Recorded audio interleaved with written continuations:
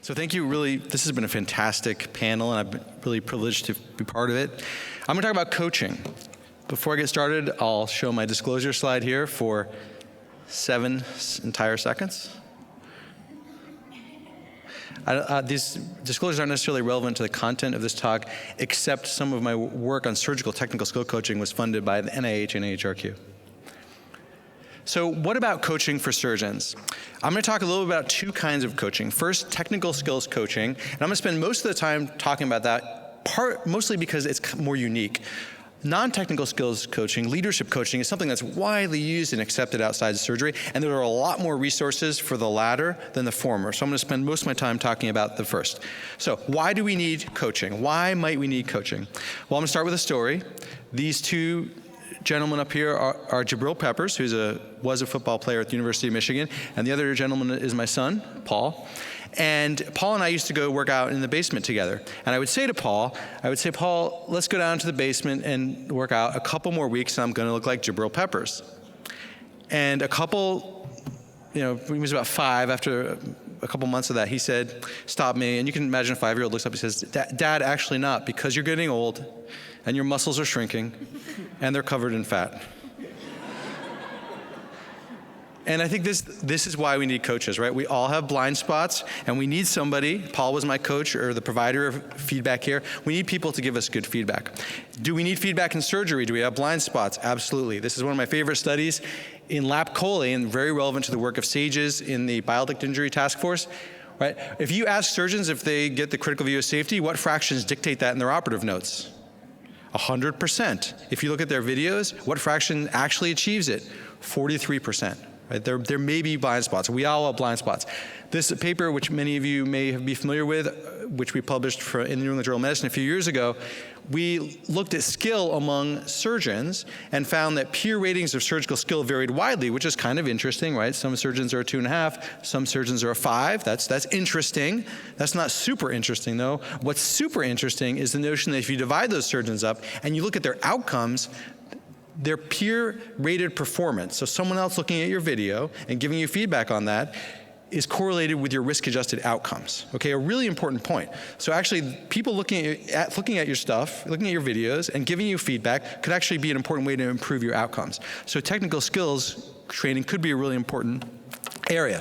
And that's when coaching comes in. There was this wonderful paper in the New Yorker paper, look at me, article I think it's called when it's outside of a journal, an article in the New Yorker called Personal Best by Atul Gawande, and he makes this really interesting points. He says, why is it that surgeons who are dependent on our physical and manual skill to produce an optimal outcome, why is it that we don't have coaches, and every other profession that does rely on their manual dexterity and improvement does have coaches, right? Athletics, right? Whoever wins the Wimbledon every year, that person is a really good tennis player, and they have a coach helping them improve. Right, same with musicians. They have coaches and they have people who listen to them to make sure that they're not missing something by listening to themselves, right? So a really important area for blind spots. And he says a traditional learning paradigm, which is our paradigm, is that you train and you're done. Does that sound familiar?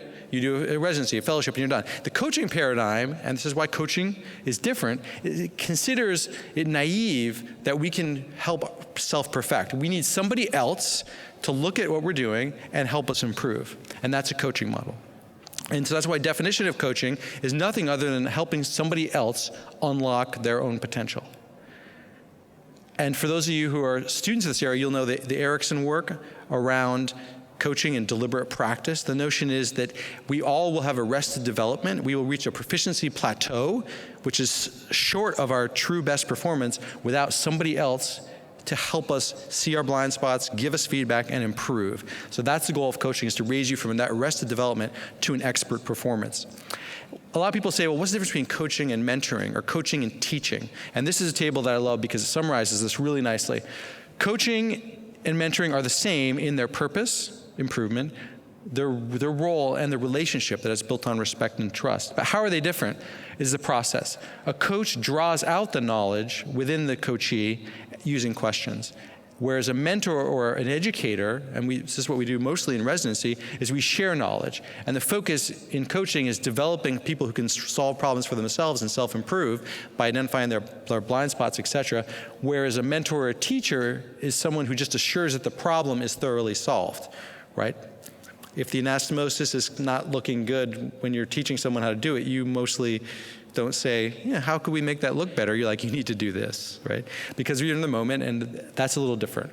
So the activities of coaching, and this is from Caprice Greenberg's Wisconsin surgical coaching model, which I'll talk about more in a second, is active listening, inquiry, which is the question asking, and providing constructive, non-judgmental feedback. Those are the activities of coaching. And we did this in Michigan through a NIH grant where we actually brought surgeons together to provide surgical skill coaching. You can see these are two coaching couplets here, and they're really engaged. I didn't go around when I took these pictures and say, hey, everybody, look engaged. Right, these are actually, people found this engaging. And we used for this the resource manual from Caprice Greenberg's work in Wisconsin and a peer coach tool, which is part of a portfolio of work that she has. And I think one of the questions you asked me and answered was, what is the evidence that coaching is beneficial? Well, we know that surgical coaching improves subjective performance of trainees and surgeons in practice. There's good data around that. There's no data yet that surgical coaching improves outcomes. We're working on that now as part of our coaching trial in Michigan. We should have that data hopefully by this summer. But there's a lot of evidence outside of surgery that coaching is the most effective way to learn and teach a new skill. And this is from this book, Cornett and Knight, on researching coaching.